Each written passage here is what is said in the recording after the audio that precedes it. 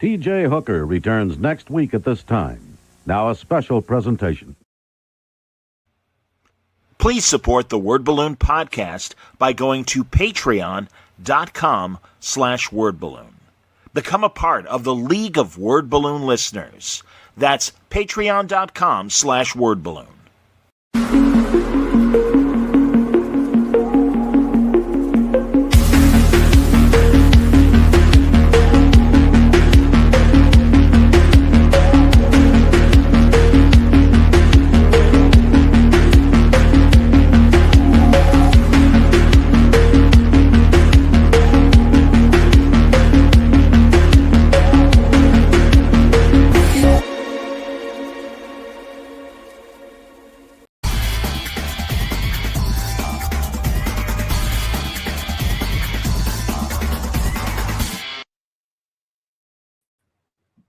Welcome back, everybody. Time again for Word Balloon, the comic book conversation show. John Sutters with you. Happy to welcome an old friend back to Word Balloon, Ed Catto. Good to see you, my man.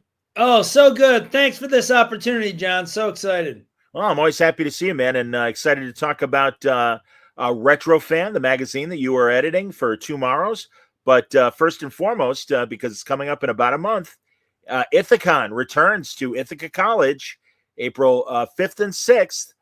This year, it's going to be great. You see the if you're watching video right now, wonderful Black Panther evoking the thoughts of Don McGregor's great run back in the 70s, and I know he's one of your special guests this year.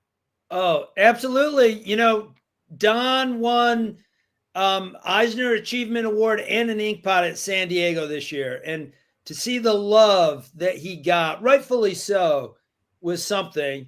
Also, to see the way he kind of went off script and gave like the best speech of the Eisner for that particular, the Lifetime Achievement. And yeah, he was fantastic. And he's a sweet, sweet guy. Just love him. He's never been to Ithacon. We're celebrating our 48th year. He's never been to Ithacon before. And it's high time. So I think he's going to just be so much fun to have on board. Well, I had him on a Black Panther panel along with Chris Priest and Afuo Richardson. I know you also did a great one-on-one with him that I've played here at Word Balloon. Yeah. Absolutely, man. No, it's a great conversation. No, Don's a really important part of the Bronze Age. I'm still glad that he's with us. And, he's one of those guys, man. It's we need to hear it straight from the horse's mouth. And he's a guy that, dealt directly with the powers that be at Marvel in the 70s and 80s. Plus, always create her own stuff, whether it was, Detectives Inc. over at Eclipse and Saber. Saber, absolutely. My God, Saber. Yeah, wonderful series that he did. Yeah, so I mean, he was always a maverick. But I think it's a good way to describe him. Oh, absolutely. When I think of like Black Panther movie, $1.2 billion, and he didn't create the title character, but he created so much more, the antagonist, all the situations, and his imagination is incredible. His way of living as a person is very kind and sweet, and he's just such a impressive fella. Yeah, he kind of built Wakanda. I mean, he really built, like, I think, what we know about Wakanda, that came from Don's run, and really important part of the Black Panther legacy. And it's great. Obviously we know, for people who don't know, Don is a white writer, but that's okay. I mean, I think he really did the character justice, and it was really great. Afua and Priest as well really were really complimentary to him at Terrificon when we did our panel and stuff. But again, we do want to remind everybody about Ithacon coming up on the 5th and 6th of April, and I've got a banner to let everybody know if they want to purchase tickets and stuff. Yeah, where the hell is my banners? There they are. Man. Hold on one second. Well, there we go. This is you've been so kind letting us talk about Ithacon in the past. It's a fun. Oh, there it is. Thank you. That's great. Ithacon.org, everybody. ITHACON. Ithacon.org. O-R-G. That's right. Yeah. So, it's a great tradition. It's a it's a show that punches above its weight, second longest running after San Diego, which is incredible. And, it exists because, all these great people have a good experience there and want to come back. And other folks like your man Mitch came and talked to my crowd and gave them Convention 101. And it was fantastic. And Shelton from Heroes Con down in Charlotte has done the same in the past. And it's a lot of, it's very heartening to be a part of this, big fabric of, the convention scene and providing something that so many people enjoy, and to give a little different flavor, that smaller con rather than, I was involved. I worked at Reed Elsevier when, we turned up the volume on New York Comic Con, and, that was a different animal than what we're doing now. And it's, I'm not sure which is better or which is worse, but this is definitely an enjoyable thing for everybody. Well, and also, and we talk about it every time Ed is on to promote Ithacon. This is a program run by, and the convention is run by the students because it is part of their curriculum. And you have really created this. I don't know, you can describe it academically, but essentially the kids go to Ithaca College to learn how to run conventions, and they put that knowledge in a practical way to the running of Ithacon. So yeah, at Ithaca College. What is it exactly? The course? Yeah, you did a great job, John. That's pretty much spot on. At Ithaca College, I focus on, in the business school, on entrepreneurism. So one of the things that, I put forth is, if you're in a startup, like understanding how to run pop-ups or how to go to trade shows and make sure you're not like burning through all your money or wasting your time is super important.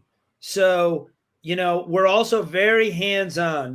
Book learning is great. I'm the biggest bookworm out there. I love reading, but hands-on is important as well. And that's what we do in this show. So we bring in all these, top pros to come speak, everyone from, Paul Levitz to Dan DiDio to Andrew Sumner, and they talk to the students, but then we also put on this show. So the fellow who is the founder of this show, Bill Turner, is still involved. He's a great pal, but we teach the kids, how to run an event and how to run it with great customer service. How do you make sure the guests are happy? How do you make sure the attendees are happy and getting their money's worth?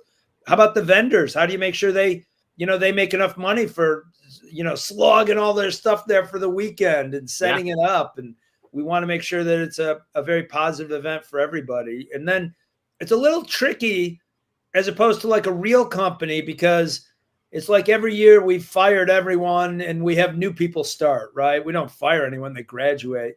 Sure. But, it's all a new crowd. And, it's just wonderful to see also as some of these students, we get about half and half that love comics and movies, and the other half are like, I don't know anything about that stuff, but I'm here to learn how to be a manager and a leader. So teach me some skills. And as they begin to get those skills, it's really something to see. Someone who, they don't know, anything about, Steve Ditko or Jack Kirby or, Philip Kennedy Johnson, but they're like, okay, I'm going to run registration and make sure people get through quickly. And, everything is smooth, and here we go. So that's kind of the stage that we're at right now. That's great, man. No, I know event planning, not only in the nerd world, but obviously in the business world, very, very important. My sister is even attached to event planning for a pharmaceutical company. So no, I can absolutely appreciate this is a valuable modern skill that I think finally universities are taking seriously in a business course capacity. And I think it's great that you convinced Ithaca to do that. It's a wonderful way to keep the tradition of Ithacon going, no matter what. And yeah, man, I mean, God, you're two years away from the big 5-0. I know. Pretty amazing. Crazy. Yeah. Ithacon also for me, and I've probably told this story to you too many times, but Ithacon is a lot of fun. I either went to the the first one or the second one as a kid. I grew up in this area and then spent most of my career in New York and moved back. So it was, it was a lot of fun, and I was just kind of learning about, the creators, and Walter Simonson and Marv Wolfman were very nice to me as a little boy. And, I was like, wow, this is pretty cool. And, here we are all these years later. That's great. Mentioning Walter, we say Don McGregor. Walter and Louise, featured guests this year? Absolutely. Walter and Louise have been frequent guests, and they're always very kind and generous with their time. They're coming back. Can't wait to have them. One of the pictures that I show that sets this convention, there's our great Walter Simonson Manhunter cover, which it was designed by the students, in fact. Using existing art, and we're very respectful for trademarks and copyrights. We are a nonprofit. That was put together. One of the things I always show this picture of Walter at a table, like giving a sketch to a young kid, who had no idea who he is, or, who maybe he didn't know like who Thor is or Manhunter or anything, but, we're that type of show where those moments happen. Like there'll be a line to meet Walter and get some stuff signed by him, but not all the time. Or there'll be moments where people can really interact. So you can see this lineup, like, holy cow, I feel like we punch above our weight, John. We've got, Don McGregor, Louise, Walter Simonson, couple folks who are coming, Chris Condon, who came last year and his career really taking off. He writes Ultimate Wolverine and Green Arrow for DC, as well as his creator-owned stuff like That Texas Blood. Matt Bors is on a hot streak with Ahoy's Toxic Avenger. And the Ahoy folks are always very involved with Ithacon. Here you can see a poster for an upcoming Toxic Avenger cover. It's completely nuts, as all of it is, and wonderfully nuts. And it'll be good to have Matt. He's coming from Canada for our show. Two-time Pulitzer finalist. He's an impressive fella.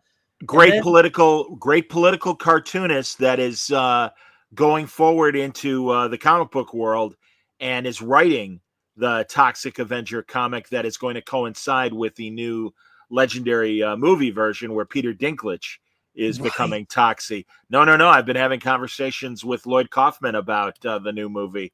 Oh, and, fantastic! Yeah. So that's great. And Matt's Pulitzer Prize winning cartoons were fantastic from a political standpoint. So it's kind of neat that he's having fun with Toxie and doing this comic book for Ahoy. Yeah.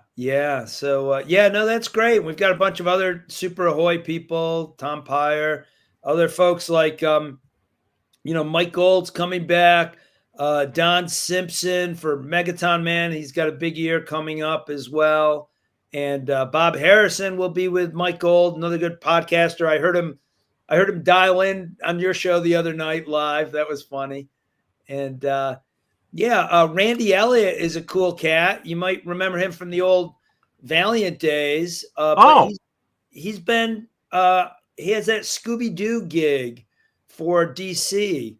So he's been on Scooby-Doo for a number of years. And in fact, we had to authorize this through all the powers that be, but he's going to give a half-hour class how to draw a Scooby to younger fun artists. So that'll be really cool. Is it on model as far as your classic Hanna-Barbera look, or has he put a new spin on it, like that Flintstones book that Steve Pugh and Mark Russell did back in the day? Is it on Hanna-Barbera model, or is it a little different? Yeah, those were so much fun. But no, it's not that. This is totally on model. Okay, cool. He did like that run with the Batman team ups with Scooby, and then the regular Scooby adventures. Yeah. So, like the old cartoon when they would have like guest stars and things like that in the comic. Right. Sure. That's great. That's excellent, man. No, and I see our buddy Dean Haspiel is going to show up. Oh, Dean's always great. Dean brings a lot of energy. He's so supportive to everybody he talks to. Just that positive flowing energy right out of him. He's a great fella. That's excellent.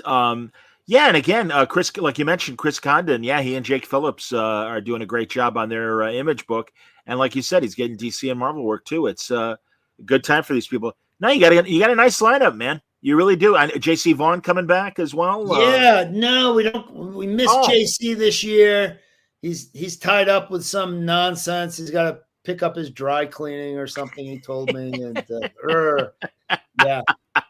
Hey, I'm glad Chris is coming, given that he's Canadian, and I know some Canadians are not crazy about the current administration and are kind of avoiding America because of it. Matt is actually an American living in Canada, but you're right. There's all that.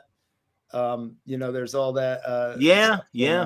I mean, this too will pass, as Mike Ditka used to say. Oh, I hope so. Yeah, I hope so too, man. But now Roger Stern back?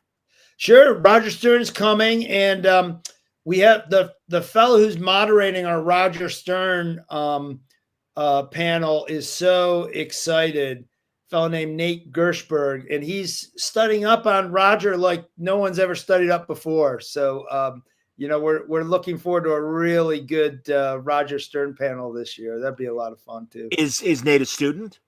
Oh, Nate's one of the students. He's one of the students that, boy, he's working hard. I think he's failing all his other classes because he's working so hard on this, but that's okay. I don't have a problem with that. There you go. Exactly, man. No, just worry about your course. That's okay. That's good. No, that's right. And of course, Roger, my God, what a body of work at DC and Marvel, and not only comics, but I remember, didn't he do the Death of Superman novelization? He did. That's exactly right. So New York Times bestseller with the prose. Great Spider-Man writer, great Superman writer. Yeah. At one point, he had the longest run on Avengers. I think maybe your buddy Bendis broke that, but he had the longest straight run on Avengers. And, great stuff. Yeah. No, we have some people not even on this list too, like Glenn Whitmore, the great colorist, and we're very blessed with the lineup. So that's beautiful, man. Again, everybody, Ithacon.org, Ithacon, all one word, Ithacon.org. So that's great. And yeah, man, I'm sorry I don't live close enough to come myself. I would love to come sometime. We gotta get you out and do like a live word balloon from like the podcasting they have at the communications school. Like, wouldn't that be cool? Oh, it'd be my pleasure. Absolutely, man. No, I really do love visiting college campuses and seeing what their media department looks at, for better and unfortunately worse. God, here in our state, I found out that Western University here in Illinois, they're like closing down a lot, like the student newspaper and other things. And it's like, you gotta, the kids have to learn this, like learn the craft. I understand. And listen, I love citizen media. It's one of the reasons why I'm able to do Word Balloon, but I think you need skills if you want to be good at it. I mean, anybody can open a mic and a camera and just, hey, how you doing? Welcome to my podcast. All right. Yeah. But, it's crap unless you learn the skill involved in hosting or, again, journalistic writing. Yeah. But on the good side, Katie Cook's husband, Ryan, is very involved at the University of Michigan's media department.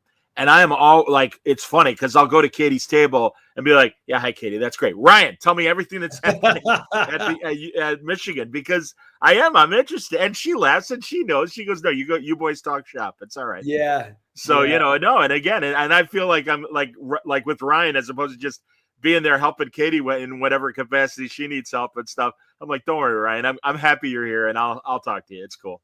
So. Yeah. Oh, yeah. Yeah. I mean, yeah, you need. I think sometimes it's easy to think you can skip over, some of the fundamentals, but it shows up in the end. I mean, it really, really does. And absolutely, man. And again, I think that's great that you're offering this course. I am really fascinated that, thankfully, a lot of universities are recognizing the changes in society, the way people are doing business. Certainly, as well.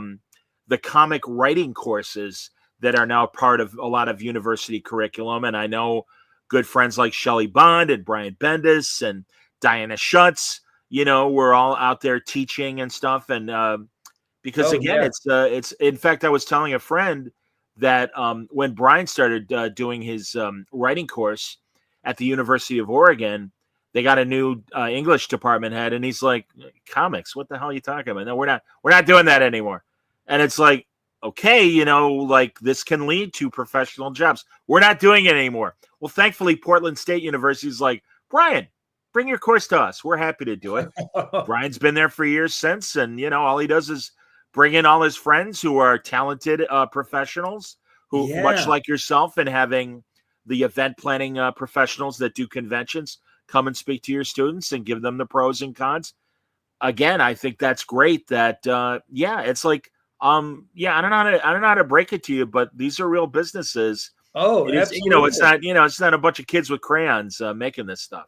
Yeah, past few years at San Diego, it's been a privilege to host a panel all with academics. So we talk about what's going on at colleges, and I get these professors from like University of Maine, Salkowitz from Pacific Northwest, SU, Richmond. It's a wide variety. It's not just like even one area of the country, but they're kind of popping up, and students are recognizing what they can learn. And I think the more forward-thinking educational institutions are saying, yeah, this is a great thing to offer. This is a really cool thing to offer. Yeah, I'm glad you mentioned San Diego and the way they handle the academic side of comics, because I would always sneak over there for several panels, and it was great meeting the teachers and the students that were doing their PhDs on comic book subjects. I learned a lot, man. And Rob Salkowitz, you mentioned him. Yeah, he's right there with me taking notes on this stuff, because God, I don't remember the school or the academic that was representing the school, but it was a whole presentation that after World War II, in the Japanese newspapers that the U.S. had an agreement with, they ran a comic strip pro-propaganda trying to normalize the Japan-American relationship post-World War II. And had examples of the strip and stuff, and you followed this young Japanese woman in that post-war Tokyo and how she was getting along and stuff. And it was a great idea. And I remember another guy who did a great treatise on Matt Baker. Oh, yeah. And had a lot of great information on the wonderful Golden Age cartoonist that people might know from the Golden Age Phantom Lady. He did a lot of interiors and covers of her run back in the 40s. Yeah, sure. I mean, really, really interesting subjects that they're not in the big rooms, certainly not in Hall H or, the big ballrooms. But no, it really is kind of tucked away in one of the smaller rooms. And again, it's fascinating. So, yeah, if you go to San Diego, really look at the program. You might actually find some entertaining things. As far as now they put all those like academic ones in the library. So San Diego Public Library. Okay. Well, that's a shame, Ed. That's really a shame. And I'm very sorry to hear that. They did that with the podcast panel too, and I stopped doing it there for that reason. It's like, on the one hand, I'm glad that that the show still represents these ideas.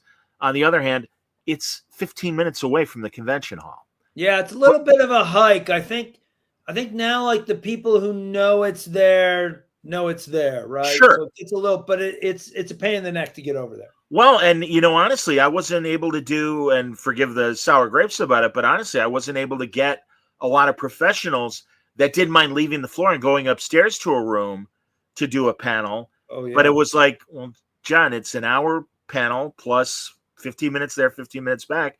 It's 90 minutes. I'm off the floor. I can't. I'm like, I get it. And again, that's where I'm like, all right, whatever. And again, I don't know if the panels at the library are free to the public or you still need a badge. If they made them free to the public, then I think it would be a smarter idea. And I gotta let Eddie Ibrahim over at San Diego know that it's like, that's what you ought to do with the library programming. Because truly, I don't know what kind of crowd you get for that, Ed, but I worry about that. And I'm like, I think people are missing good entertainment. And I appreciate everything that happens outside of the convention center, and it's a party outside. And you've probably had friends too who are like, oh, I'm traveling and will be near San Diego when the convention's going on. badges are, or getting tickets are impossible. I'm like, don't worry. And especially they had little kids with them. I'm like, there's so much stuff happening Oh, outside the yeah, convention. They'll have a ball. They'll have sure. a ball. So So many people you talk to don't have a official badge, and they just do the pop-ups or run up and down right. Fifth Street and Fourth Street, and yeah. Or even the panels that they hold outside on the lawn and stuff like that surrounding the convention center. And it's like, yeah, that's, again, it's like, if you're going to do that, I'm like, you got to make it free. I just think you should make it free to the people if you're going to have people, specifically at the library. So Yeah, I hope it works out. yeah. It's been working out pretty well, but I hear everything you said. A lot of truth to it all. Are you selling posters of the images, like Walter's great image and Matt's great image? No, we don't sell posters, but you're the second person to say that in the last 3.5 hours. So funny. Yeah, we try and we're run as a nonprofit, and we try and be very respectful to creators and to the IP, and super sensitive to that. So a lot of times what we'll do is we'll run off extra posters. So if somebody wants to get like, Walter to sign that, we give them that poster. And nice. Okay, well, even frame. Well, if you're doing it as freebies, that's great too. Yeah. So, that one especially came out very nice. And I think I need that one framed on my wall too. Come on, man. Absolutely. Oh my God, that Batman Manhunter is great. And the Toxie one that Matt did as well is terrific. And the Don McGregor Panther one. I don't know who the artist was of the Panther one. Oh, that's a Gil Kane. Rare. Gil Kane only did like a couple issues of Jungle Action back then, and he did that cover. Okay, that's cool. I'll show it again. I'll show it again between us. How much are tickets for Ithacon? Oh, sure. So tickets are $25. We have it set up as well. So believe it or not, we get amazing support from all these publishers. So people like, Ahoy, we've talked about, Dynamite will be there.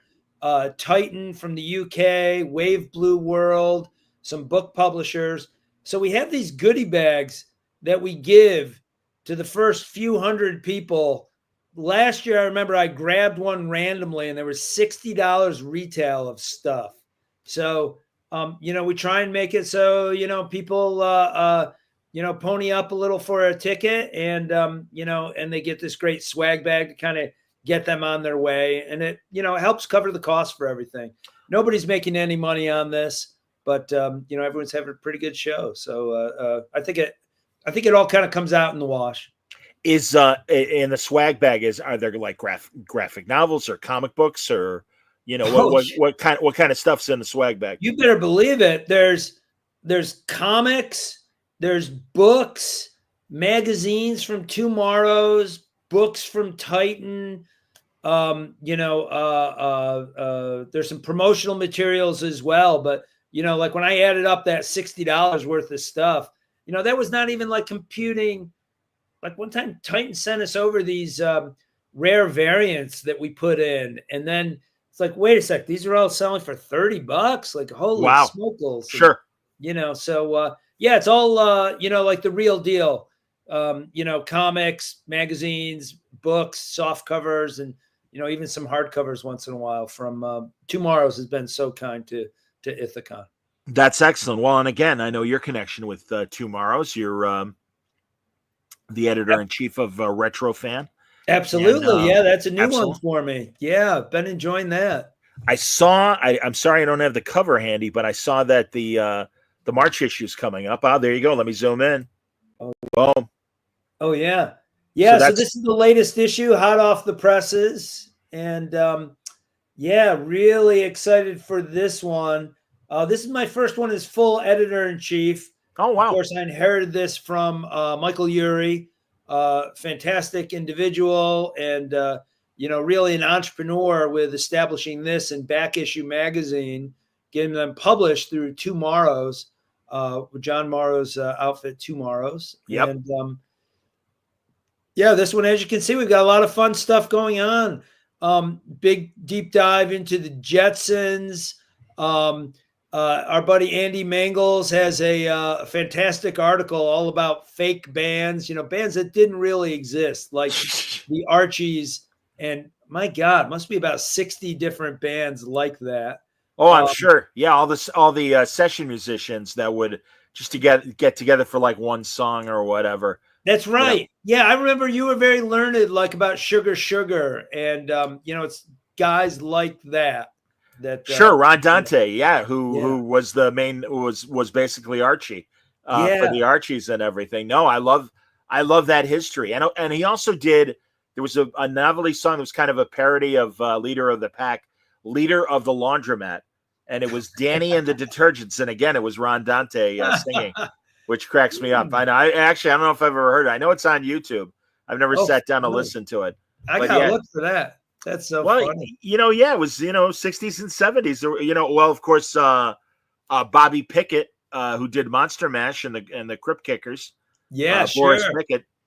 Sure. So. Yeah, like this article is more about Saturday morning fake bands. Like, oh, sure, go on. Butch Cassidy and the Sundance Kids.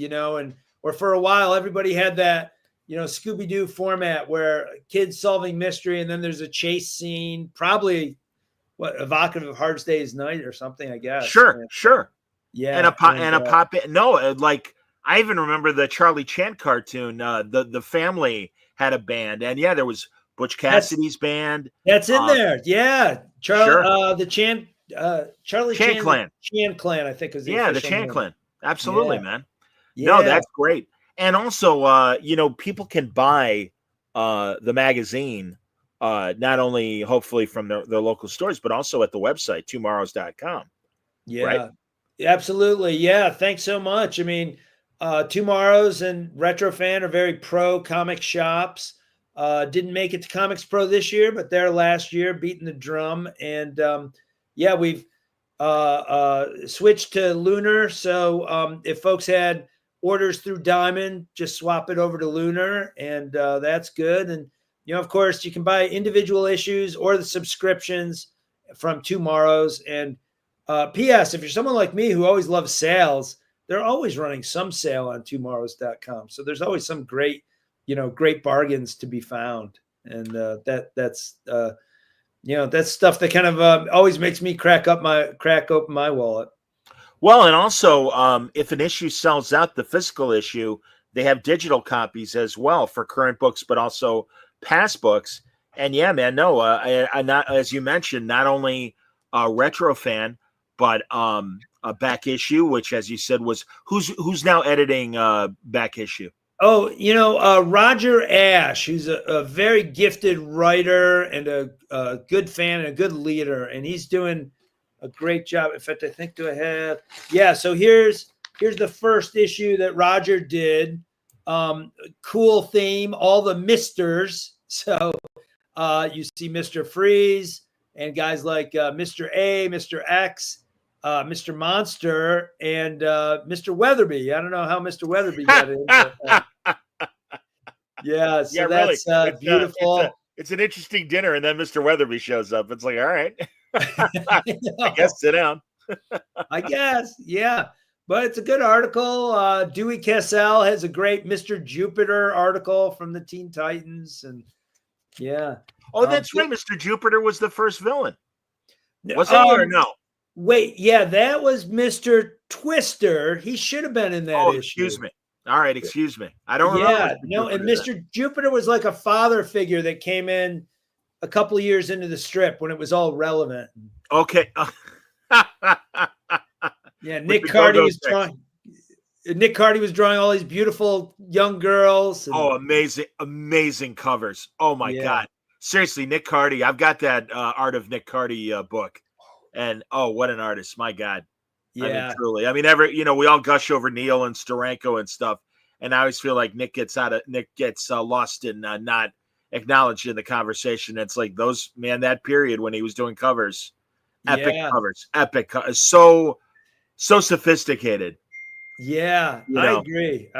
He did, he did beautiful stuff, and great layouts, great characters, a little bit of that Eisner influence, I think. But what a guy!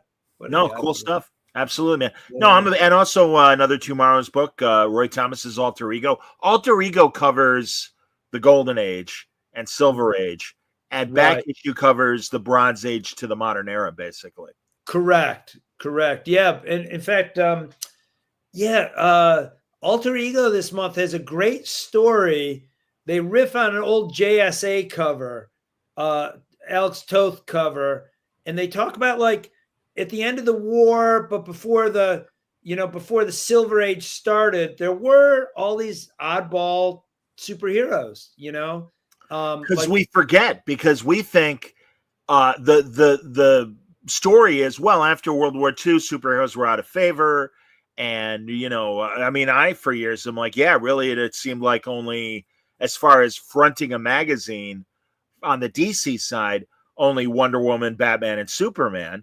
On the yeah, Marvel side, it seemed like they disappeared until Stan and the Marvel Age started in the early 60s. But as you say, no, a lot of publishers and even Atlas itself tried for a minute to, or maybe it was pre-Atlas and maybe it was still Timely. I don't know which, but I know in a very brief window, people always designate the Silver Age starting with Showcase #4 and Barry Allen's first appearance as Flash. But no, you're right. There is this post-war up till 53 period where it's like, no, actually, there were a lot of superheroes still out there. And I've seen that cover for Alter Ego. It looks really cool. yeah, it's good. Yeah, they do talk about that brief. It was under the Atlas banner, but Atlas was kind of really the distributor, but whatever. We call it the Atlas era when they tried to bring back, Torch, Namor, and Captain America for just a little window and couple months. Yeah, it only yeah. seemed like a few months and a handful of issues. They tried, and Yeah. again. And it also, I love how they retconned that period regarding Captain America. And it's the evil Captain America. It's the Captain America that didn't get the Vita ray along with the soldier formula. And he started off like fighting communists, but then he got paranoid and was beating up anybody that he suspected. Right. And, those beautiful Steve Englehart issues. Man, I love those issues. Me too, man. Yeah. Absolutely. Yeah. That's funny. Yeah, just another Tomorrow's plug. In another magazine, comic book creator Steve Englehart is the featured great creator. I think that one comes out in December. And yeah. I was going to ask, Ed, because you go to the website and you guys have issues mapped out sometimes a year in advance. Oh, absolutely. Yeah. I'm operating about a year in advance, and I feel like I'm a little behind the ones after that. Like I've really got to line up all my stuff, coming up in the after that. But yeah, long lead time, and I think it gives all the creators like some time to really dig in and fine tune what they write about. And there's a little bit, I think, like what you're saying about podcasting too, and broadcasting. Really, like having those solid skills. It's not AI writing some article that sounds a little off to your ear. It's like real people doing the research and polishing it up, and editors trying to add something to, and these designers, every book has a different designer and they're all very gifted. So, they look beautiful. They just look so great. Isn't it annoying when you know the history of something, and I'll go to it seems like Facebook more and more is having these long posts that are almost mini articles about a subject. And, you and I are nerds, and we know that Lyle Wagner. Oh, yes, you are. Oh, yes, you are. Oh, but, no. I mean, that's what I say with these articles. Oh, I'm a nerd. But, okay, I thought you were like they got it wrong. Yeah, I mean, that's what I was going to say is they'll get a name wrong. I remember reading a Batwoman article, and they were crediting Yvonne Craig as the first on-screen Batwoman, and it's like, no, that's very, very wrong. Yeah. It's like, no, she was Batgirl, and Kathy Kane and Kate Kane is Batwoman, and that's very, very different. And sadly, of course, in the comments, that's what people are like, yeah, nice try, but that's absolutely wrong. And it's annoying. And I don't know. I think there are well-intended people maybe using AI to generate these articles, but it's like, poser. Sorry, Obviously you don't know what you're talking about, or you know that. And also, God, I see videos with narration and they murder the pronunciation of somebody's name. And it's just like, come on. Oh yeah, gee, I can't stand those like pseudo documentary things, and they'll kind of have like loopy, repeating thoughts. Like you just said that, man. Like what? Yes. Yeah. I Yeah. just watched one about the character actor, Lawrence Tierney. Oh really? And Yeah. they made the same point like 5 times in a 15-minute video. And I'm like, okay. Or they'll do a montage of photos and it's like, all right, that's not Lawrence Tierney at all. And you're like, why are you showing this picture?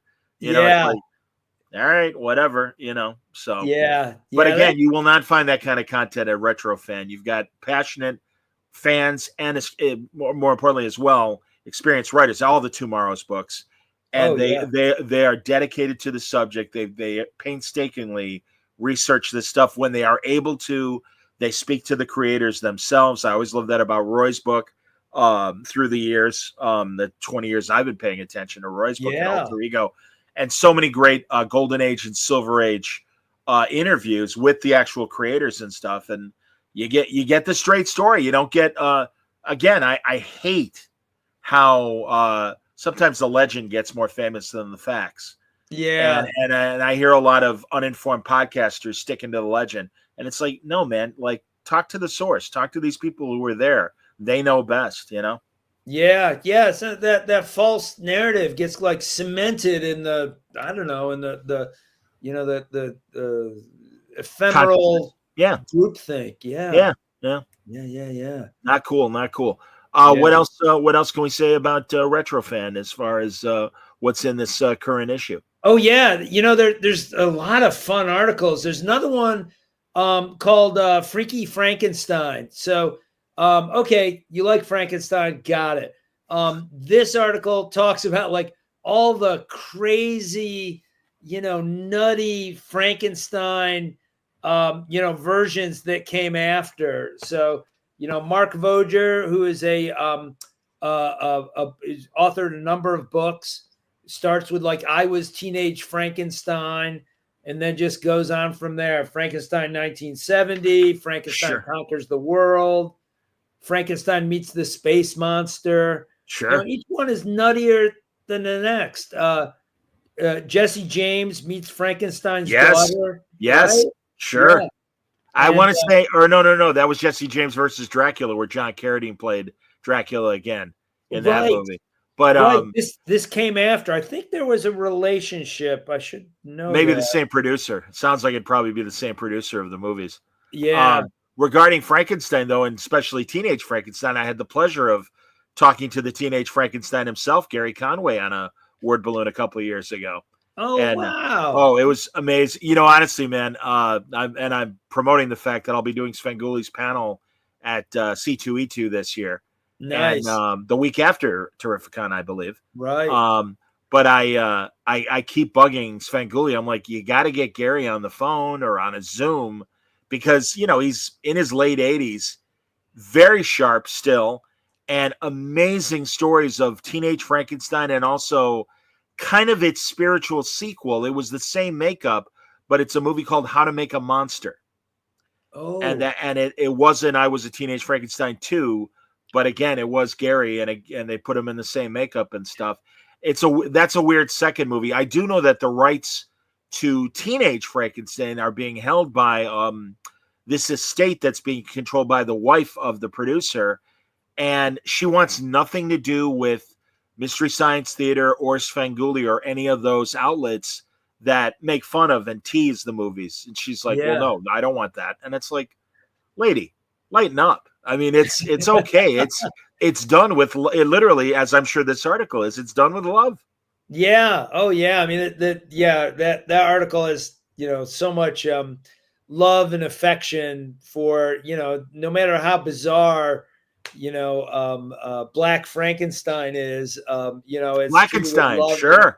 Sure. Love and affection. So. Yeah, I remember that. I used to have the and it's a fantastic movie streaming service.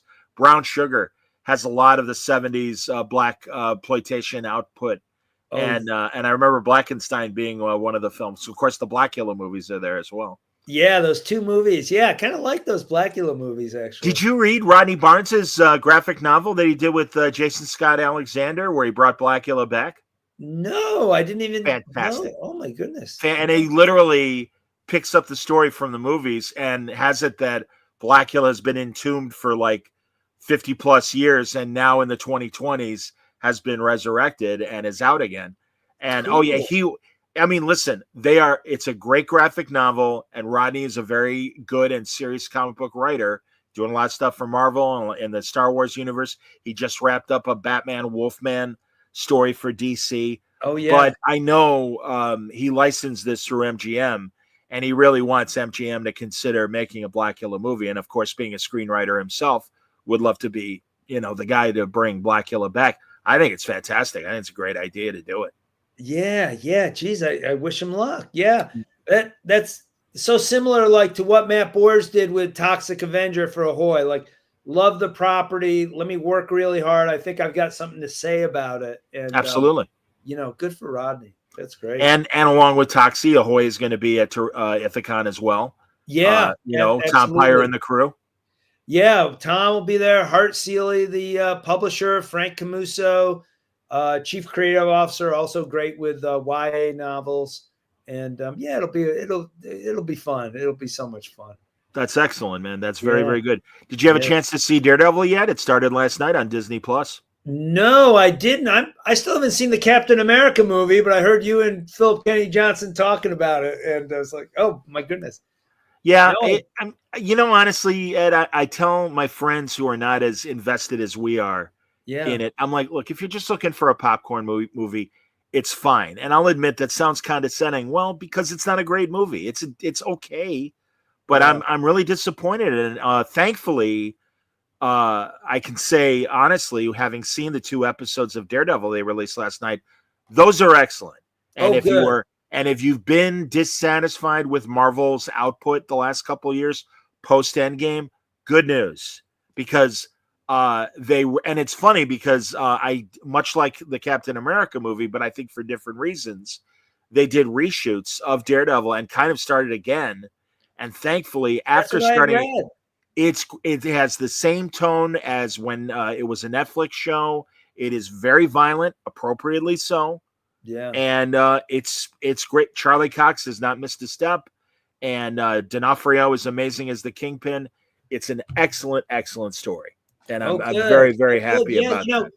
I always felt Daredevil and Swamp Thing are 2 books that always had like top creators like delivering their A game. Like one group would end, and it's like, okay, we're gonna leave the character, especially Daredevil. Like here he is, you take him now, and it's like, holy smokes, what do I do? And every creative team just boom. So could not agree more, man. No, I think you're absolutely right about that. Zdarsky wrapped up his run; it was amazing. And forgive me, everybody. The current Daredevil writer's name is escaping me. Yeah, but no, and it's truly, I think it's a tough job because there have been so many great epic runs. It's like, well, what do you have to say about Daredevil that hasn't already been said? Pardon me. Right. Yeah. I kind of thought it like should end after Mark Waid finished. I loved his run, but since then, new voices have come like Chip and just Charles Soule and Charles Soule did an amazing job on Daredevil, and especially given that he's a lawyer. Yeah. Right. And I know I'm pretty sure I think it was one of Chip's characters that he introduced that is in the Disney, a cop, I want to say. Is in the new series. But no, it's excellent, and truly, I mean, if the first time in a long time, I'm like, I gotta wait a week for the next chapter. Oh man, because truly, I'm like at the end of the second episode, I'm like, I'll see you in 7 days. It's like, oh man, this sucks. So I take your recommendations seriously. I was telling you before we started how that Philip Kenny Johnson was speaking so passionately about his new World War II series, and you guys were going back. I'm like, wait. I've got to jump on board.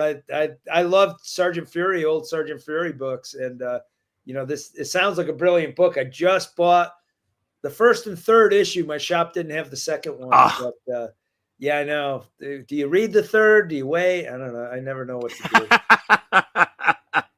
Well, I read all three. I can't remember how much story you're missing in the second issue, but no, as we were talking about off the air, yeah, Hell Hunters, everybody. If you missed my conversation with Philip, fantastic miniseries. It's 3 issues in.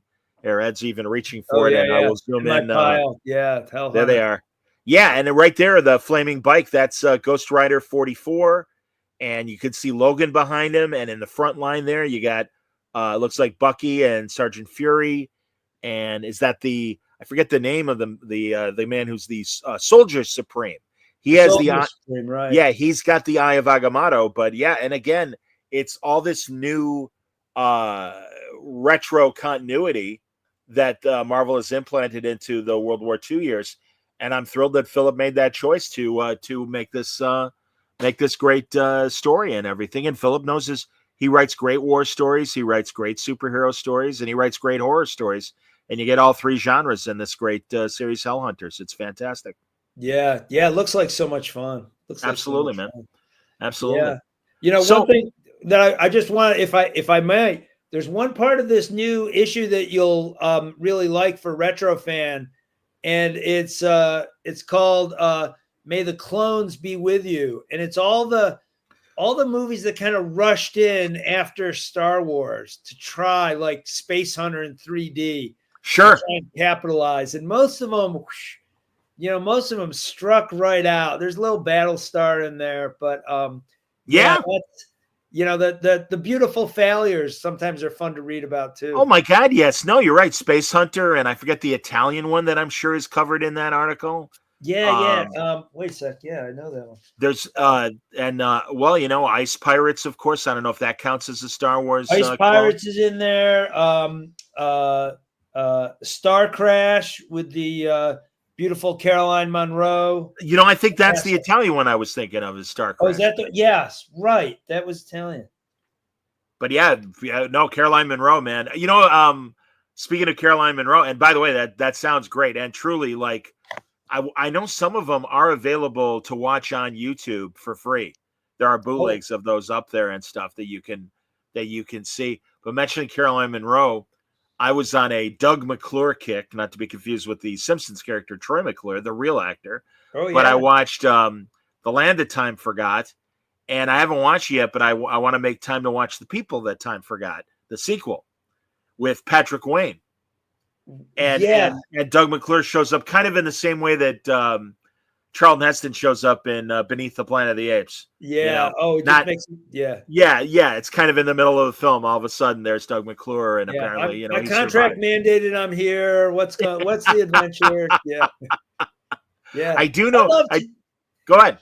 Oh, I loved him in Barbary Coast when I was a kid, loving Star Trek, and then Shatner and he are in Barbary Coast, and we had CCD, like Catholic religion class, on Monday nights, so I couldn't watch it. And like whenever there was a break, like for Thanksgiving, I'd watch that short-lived show, and I felt so lucky. Those episodes are on YouTube of Barbary Coast, and it's kind of, if people have never seen it, it's kind of like Wild Wild West 10 years later. Because it was ABC mid-70s, and it's Shatner and Doug McClure. And they're in San Francisco in the 1800s, when it was, and it still is, but when it was a very important port town, in the 19th century and stuff. No, it's a lot of fun. So if you want to go back and check out any episodes you missed, I'm on a big ITV kick, the British company that made, the Champions and the Persuaders, the series that Tony Curtis and Roger Moore did. Before Roger Moore became 007, The Saint, they made The Saint. They made Danger Man and The Prisoner. Really, and also The Muppets, ironically. So not only great action shows, but they're the ones who greenlit The Muppets back in the day. Oh man, we've got in Retro Fan. I'll go back in plug mode. Forgive me, John, but sure. We've got a great article coming up all about the real life city that the prisoners' village took place in, which, holds a prisoner convention, and you can Joel Meadows of Brilliant Tripwire magazine wrote that, and that's going to be coming up in a future issue. And I learned all kinds of things about that I didn't know. And it's in Wales. It's Port Marion, or Marion. I forget how you say it. But no, you're right, man. A lot of the original buildings are still there and everything. I mean, it was created by this wonderful architect who wanted kind of an idyllic resort town on this Channel Island and stuff. And no, it's fantastic. It's really amazing. Oh God, again, if I had the money, I would absolutely do a prisoner vacation and see see everything that's there. Cause it's incredible.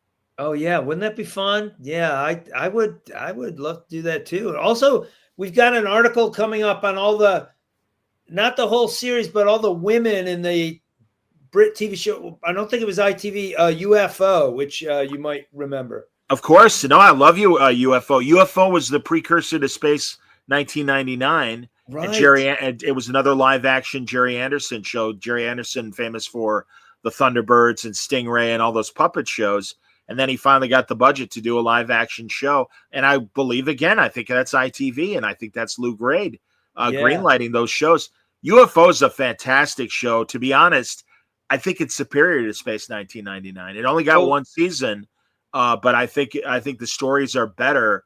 And oh my God, the costumes and the vehicles and the music. I mean, one of the, if not the best theme song for a TV show. Just like fantastic. Yeah, and also really doing all the work that he did with the puppets.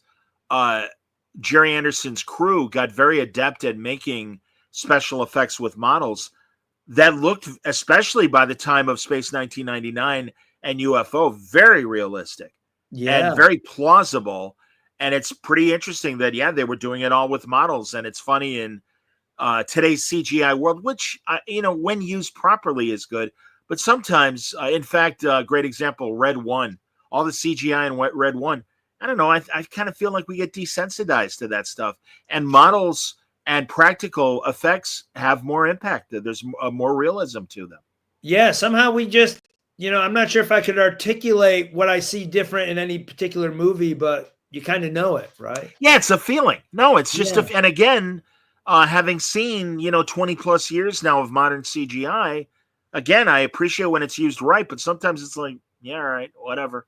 And I get kind of, I have no emotion watching that final, Act 3 action sequence and stuff. Yeah. Well, I'll be very curious when you see Captain America, what you think of it.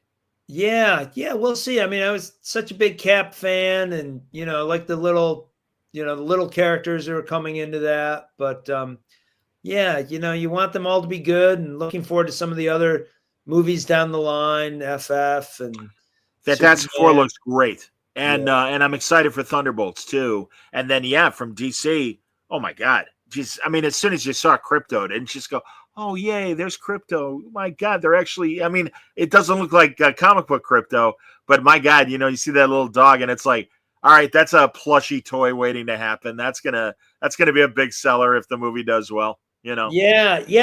That the first Chris Reeve movies was a big deal in my house. And like my dad liked comics, but I can remember he dragged us to it, because I was a comic fan then, and we kind of shared it. And Chris Reeve went to my dad's college and the whole bit. And so there was, that kind of thing. And boy, when I just heard that riff on the music, that I think it's slower or something. And the John Williams theme. Absolutely. They kind of rebooted it in an interesting way. Absolutely, man. Yeah. I used to love that on Smallville when never the main theme, but some of that, Kryptonian, like when Chris Reeve made the cameo as Dr. Swan, and he has all this information of Krypton, and Clark finally learns who he is and where he's from. And, you just get a little bit of that excellent music. Whiff. And the other thing, and it's such a shame because in syndication and on DVD, they changed it, but in the second season, when Mrs. Kent is being held at in the Luther building by like kind of a Die Hard situation with people taking over the building, and Clark wants to save her. So he's going to jump from the planet to the Luthor building, and he's never made the leap before. So he's finally going to leap a tall building. Oh, and he psychs himself up before he runs and leaps. And they play the opening of the John Williams theme. And you're like, holy shit, it's happening. Finally, it's like, it's like, because again, it would be like him floating and not being able to control how to fly yet and kind of using his super strength. But it's like, all right, we're actually going to get a first Superman moment. And I've told Loeb about it. I'm like, that was so great. He goes, yeah, but, music rights and stuff, it was too expensive to do it beyond first run. So they substituted other music. And it's all right, but it's like, it's not the John Williams music. And it's like, no, man, that's Superman. So, no, I understand. I rode my bike in December of 79 when the movie premiered because nobody in my family really was that excited to see it.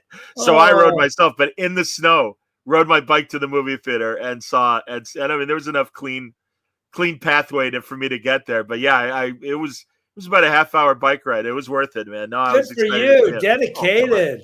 Oh my God. It. And the way, when you got to they had the music before the movie started, like old movies would do with big movies. Yeah. And, so you'd hear, I remember they did that with Star Trek and the Black Hole, all three movies from 79. It was kind of like the last year that you would hear the music from the movie as you were walking in the theater before you saw anything on screen. So it was like to get you psyched and everything. Yeah, that's kind of like a forgotten piece of cinematic history. I do remember. Absolutely. Oh, we've awakened B things, and he says the new movie Crypto looks enough like my dog that there's going to be a very going to have to be a puppy cosplay, I think. Oh, good for you, man. Absolutely. Yeah, get that dog cape going. You bet. Absolutely. People. Absolutely. Well, dude, as always, great to talk to you, and a good reminder that Terrificon again is coming up April 5th and 6th. Pardon me, Ithacon. Thank you. Sorry about that.